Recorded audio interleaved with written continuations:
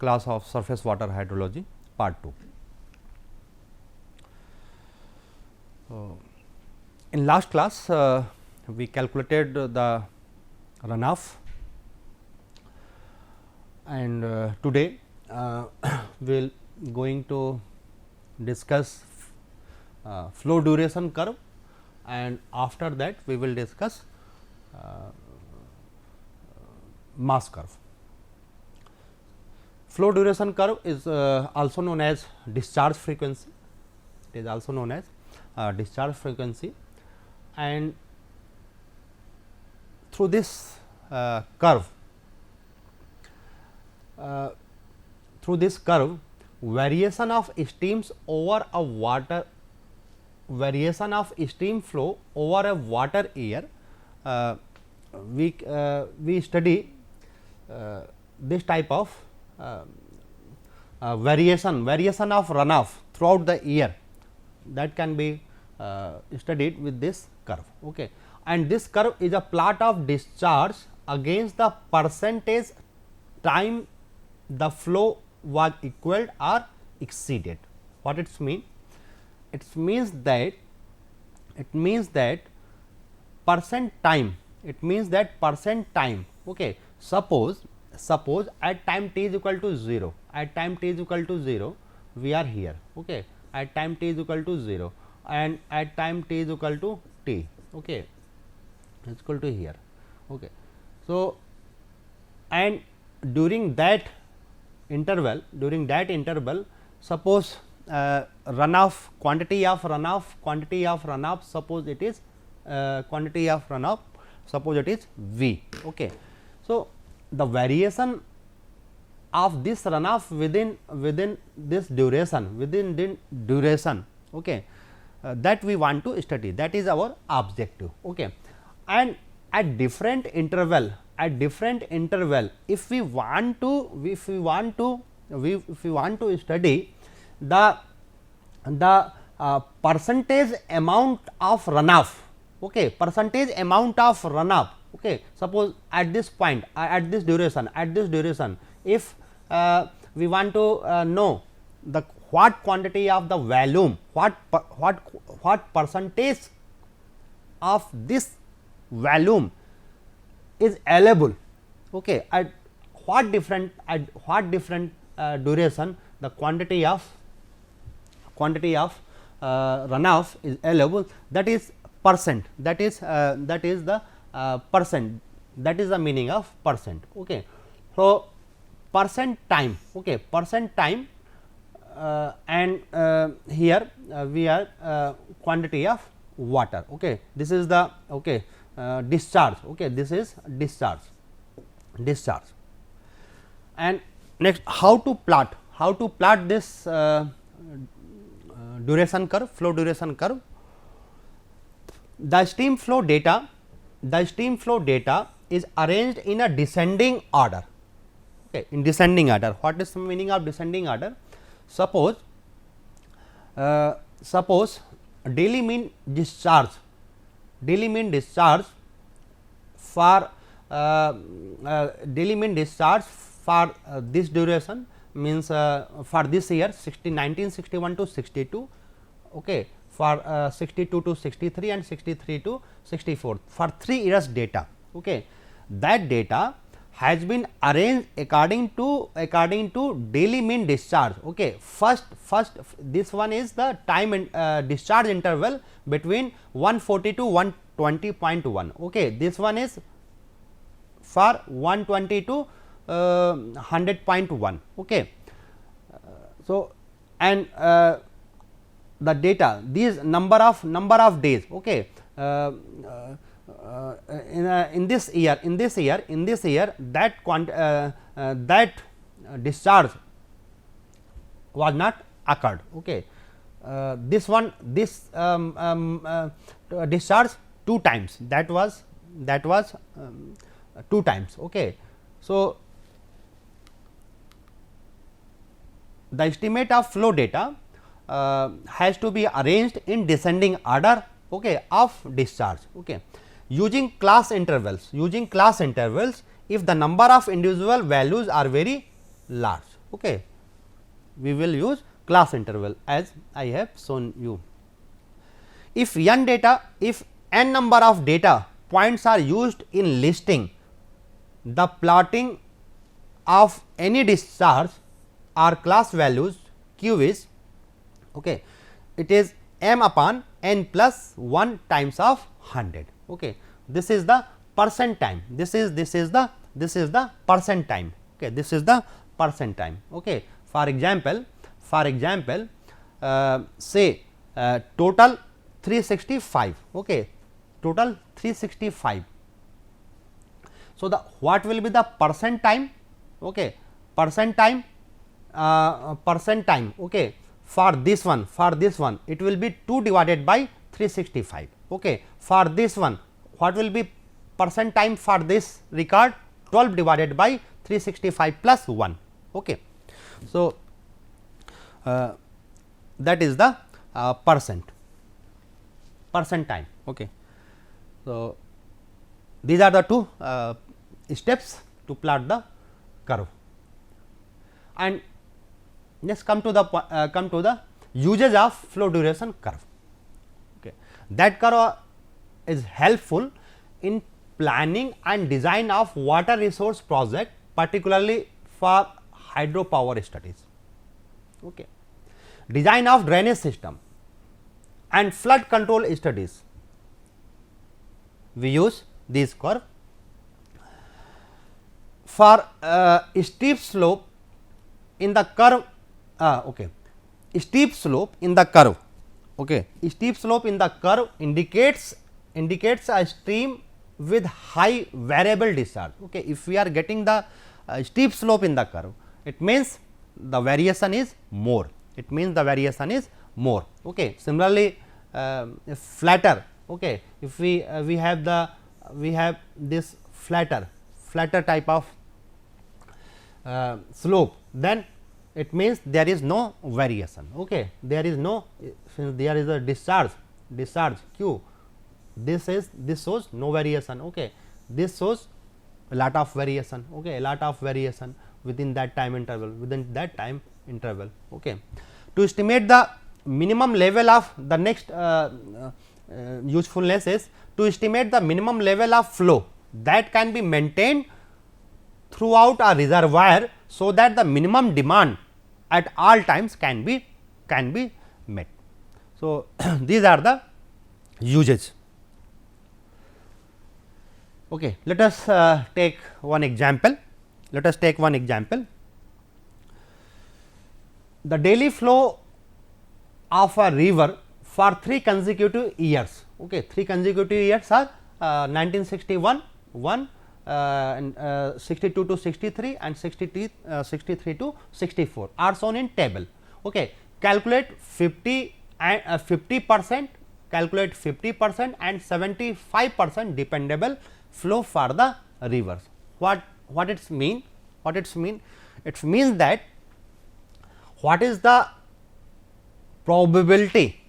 What is the probability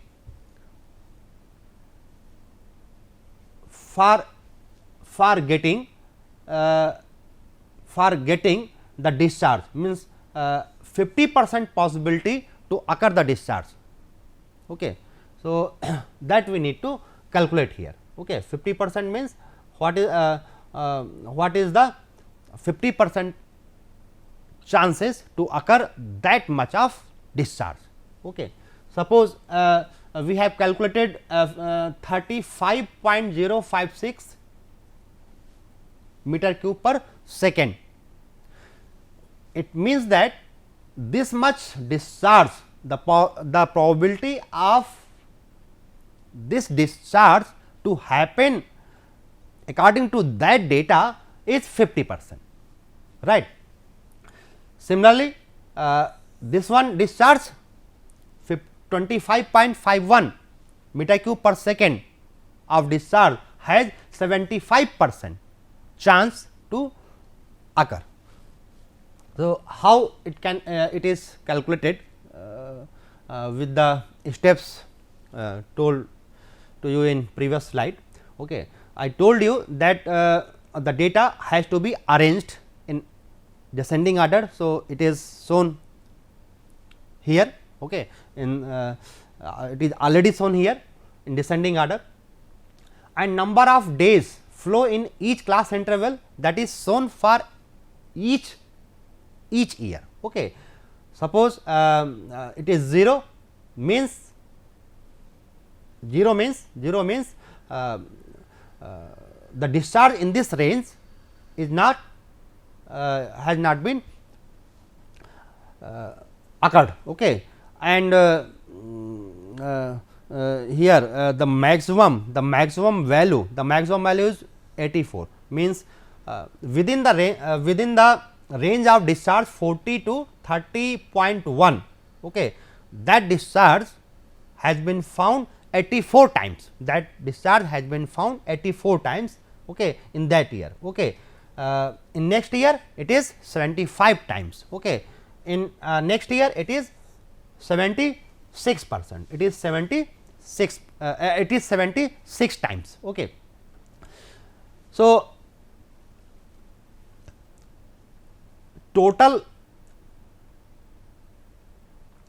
number of days within these 3 consecutives that has been added for each discharge, okay. Means for this class interval 0 for first year, 1 for second year, 5 for third year, then total is 6, means 6 times, that is that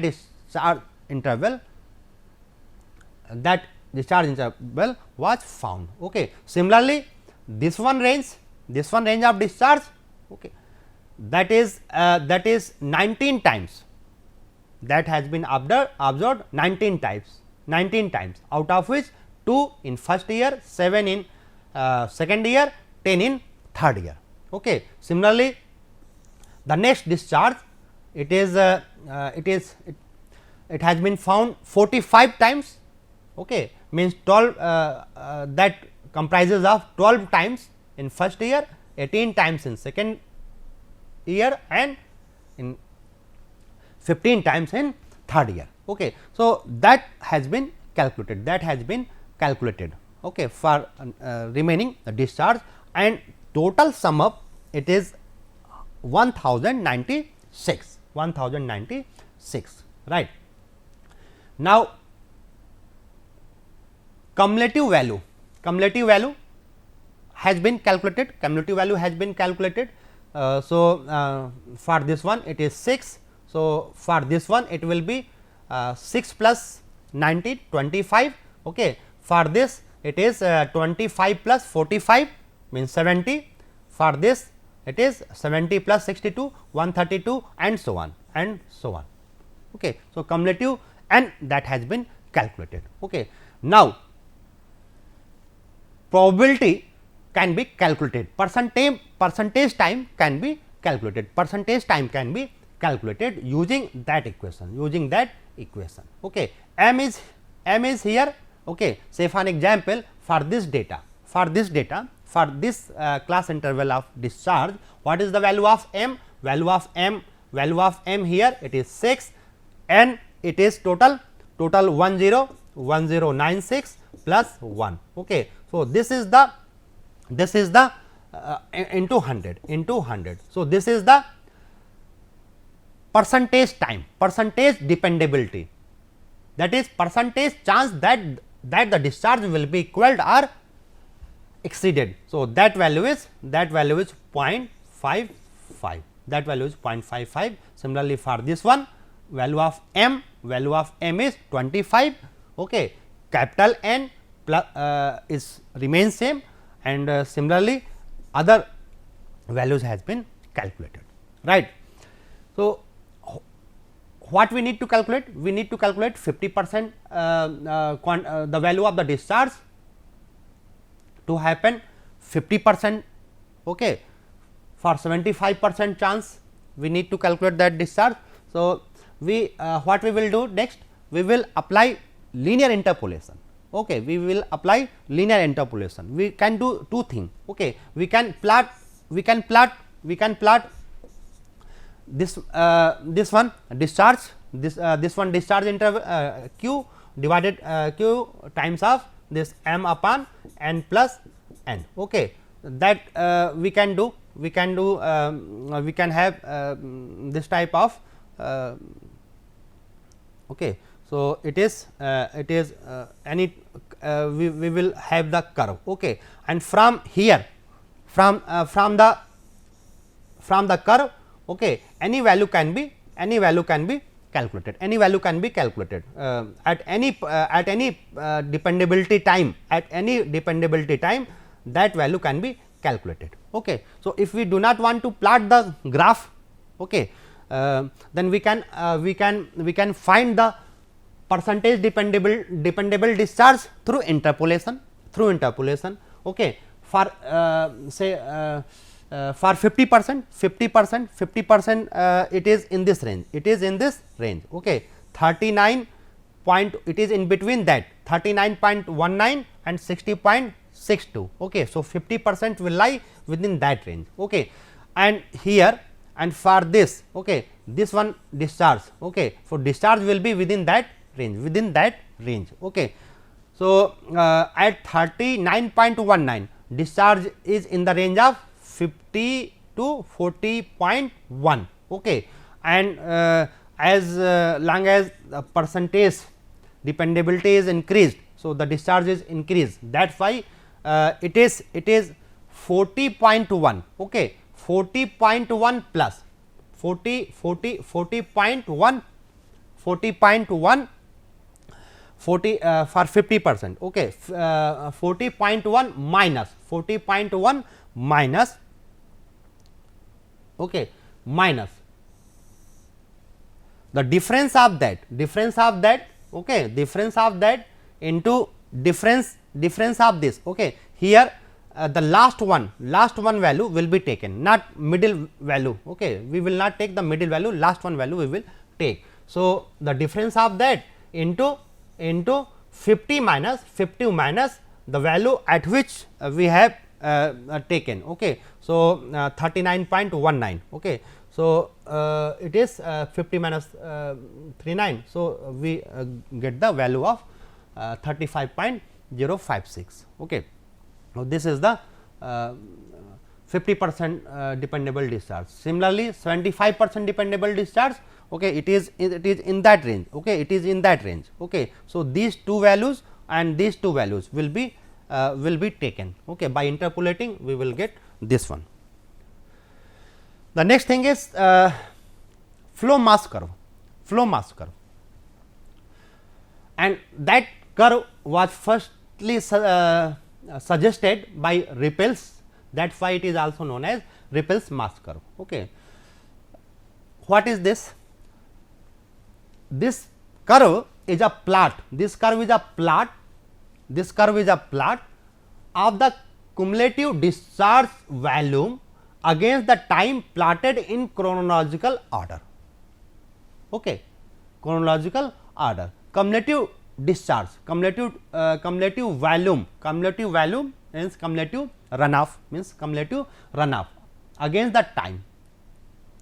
So, the any point on the curve, okay, if we have cumulative runoff versus time, okay, volume versus time, then okay, for any point on the curve, what it will represent, okay, it will represent, okay, suppose runoff is here, so it is suppose q. So, at any point, okay, q is here, okay. Say for any time duration, okay, for any time duration, what the quantity will indicate? The quantity will indicate the volume, okay, okay, volume of water. So, V is equal to q into dt from limit 0 to t, okay. Therefore, slope means dV by dt, that is the discharge, okay. So, slope means tangent at any point on the curve, tangent at any point in the curve, tangent at any point in the curve, that will show what, that will be discharge, that will show the discharge. Okay. That slope indicates the discharge. So, okay. So, if any two points A and B are connected by a straight line, okay, if any two point, okay, suppose this one point A and B, okay, these 2 points are connected by a straight line, the slope by straight line, the slope of line represents the average rate of flow. Okay, the average rate of flow means this one thing. Okay, rate of flow that can be maintained between time t1 and t3, between time t1 and t3. Okay, this is C actually, t3 is time C. Okay, so within that time interval, okay, that flow can be maintained, Okay. Okay.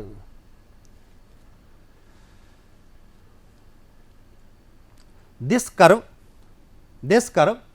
can be used to find the storage value, that curve can be used to find the storage value. How it will be?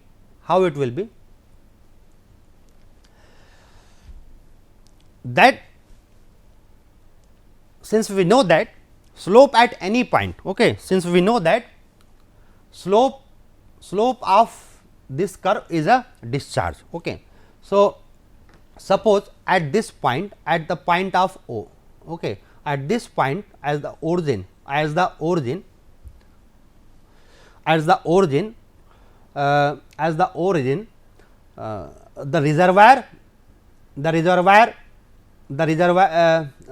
water level in the reservoir, it is the position of the water in the reservoir, say it is at this level, okay, okay, and the variation of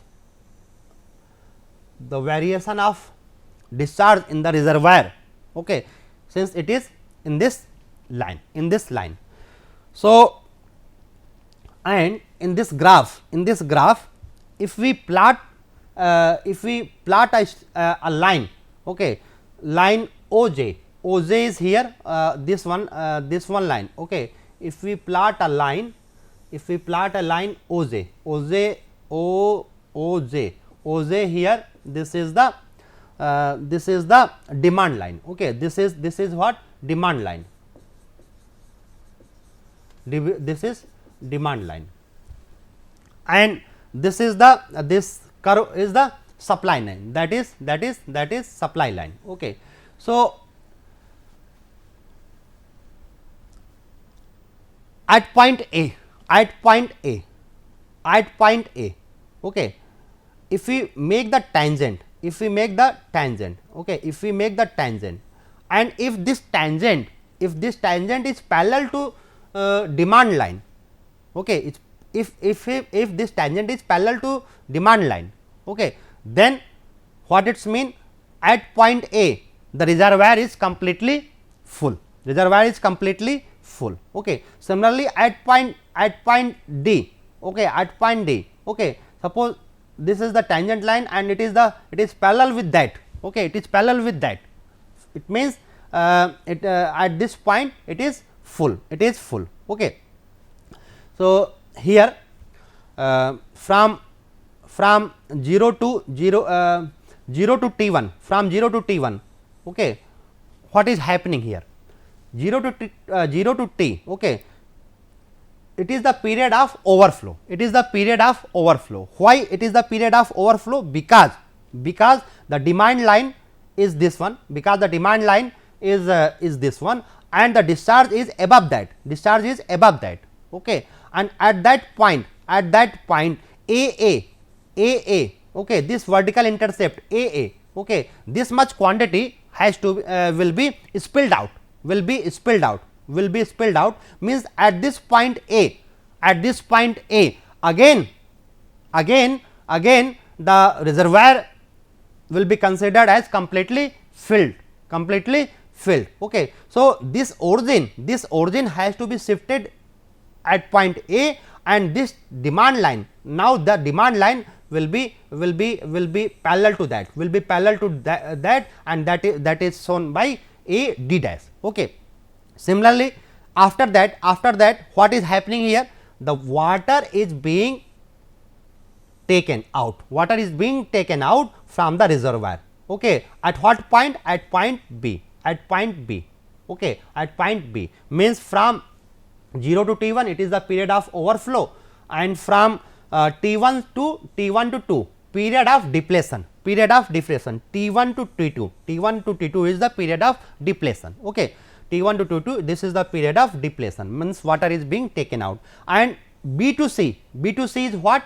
Means T2 to T3, it is what? Period of filling. T2 to T3, it is period of filling, means water is being added, B to C, water is being added. Okay, water is being added. And from C to D means T3 to T4, is what? T4 is what? It is again like A dash. Okay, again A dash, and this one quantity D dash. Okay, this D dash is the spilling of water. Water will be spilled out. Okay, water will be spilled out. Okay. So, at this point D, the origin that was at initially it was at O, then it was shifted at A, and now it will be shifted at point D. Okay. So, the demand line okay, will be parallel to that, and it will be this. Okay. Similarly, from T4 to T5, okay, T4 to T5, it is the period of depletion, and from P to T5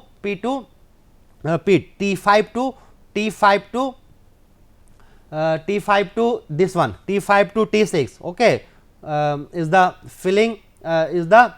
filling up to this one point. Okay, and at this point, okay, the reservoirs are completely filled, and here, okay, is splitting. Okay, this much quantity of water will be spilled out. So, that concept has been used to find the storage volume. How storage volume can be find out? At point B. B is the point of maximum depletion. So, this one quantity, that suppose this is S1. Okay, here this point A is the maximum depletion. Okay, at this point maximum water has been taken out from the reservoir. Suppose this is S2. Okay, so the what the quantity has to be maintained in the reservoir. Okay, it will be maximum of S1 and S2. So, simply the storage of reservoir, it will be sum of Vd minus Vs, maximum of Vd minus Vs. Vd is demand line minus supply line, demand line minus supply line. Okay. So, and this is the residual mass curve. Residual mass curve is what? That inclined line has been shifted to a horizontal line, and that graph is shifted for better analysis. Okay, this is S1, and this is S2. Oh, and the storage capacity will be maximum of S1 and S2. Okay. Say for an example, let us take an example. Okay. In this example, month wise data is given, and runoff volume it is given from June to May. Okay, 2 years data we have. Okay, demand we have, so Vi minus Di. Okay, so difference of that. Okay, if the difference is negative, okay, then it is showing water is being taken out, deficit. Okay, and if it is positive, then surplus. For that quantity we have calculated, and here we found that cumulative deficit, it is maximum as 29.31. Okay, and it is 29.31, and here for this range it is 20.65. So, the storage capacity will be what? It will be the storage capacity. Okay. So, in next class we will do this questions. Okay. So, thank you very much.